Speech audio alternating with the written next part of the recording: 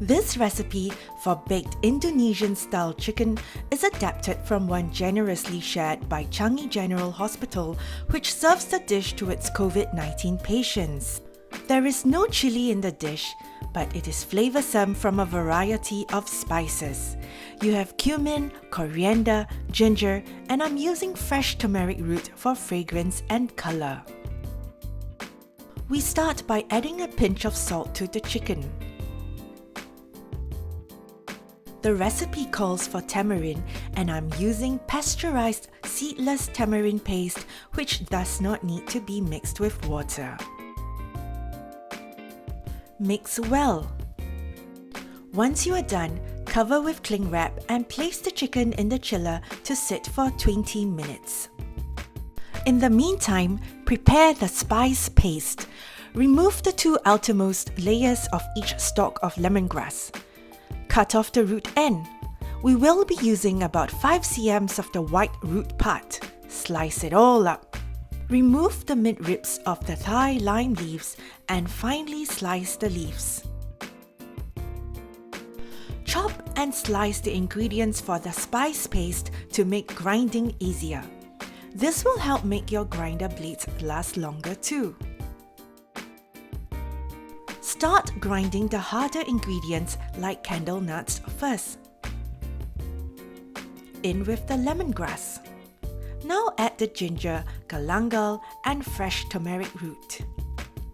You can use turmeric powder for convenience.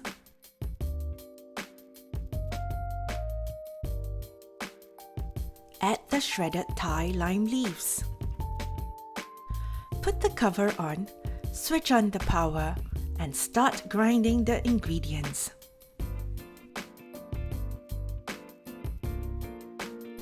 Add the garlic and the shallots and continue grinding the mixture.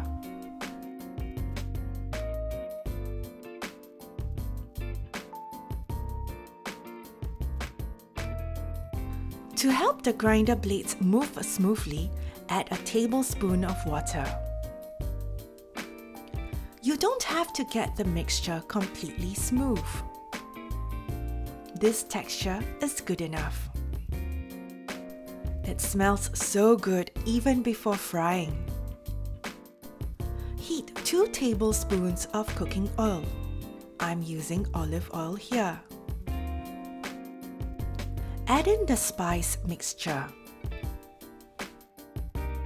Turn the heat down to low to prevent the mixture from getting burnt.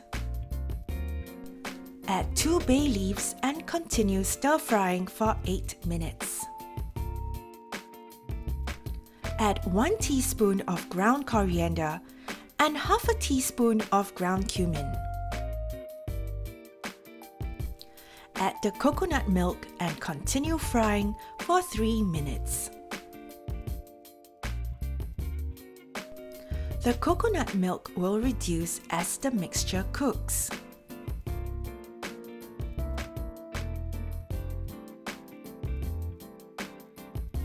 Season with salt and continue frying for 1 minute.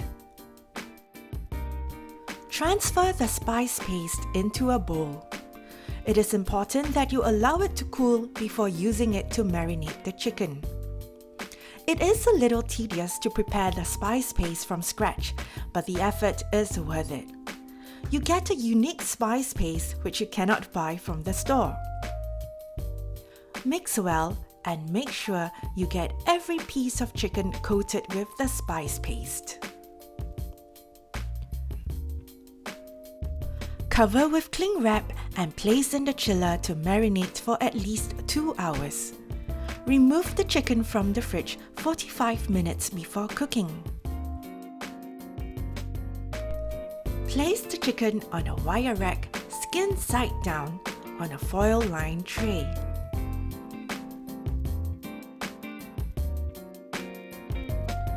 Preheat the oven to 200 degrees Celsius for 10 minutes.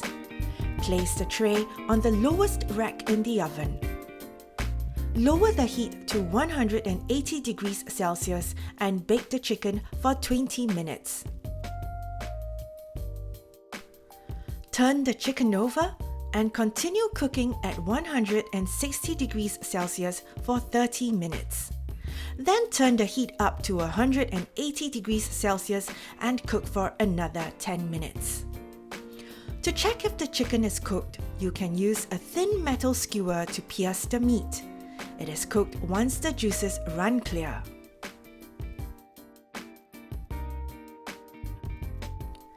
And there you have it, baked Indonesian-style chicken. Just look at that. This is a recipe you can consider adding to your cooking repertoire. Hope you enjoyed this recipe, and for more ideas on what to cook, go to straitstimes.com.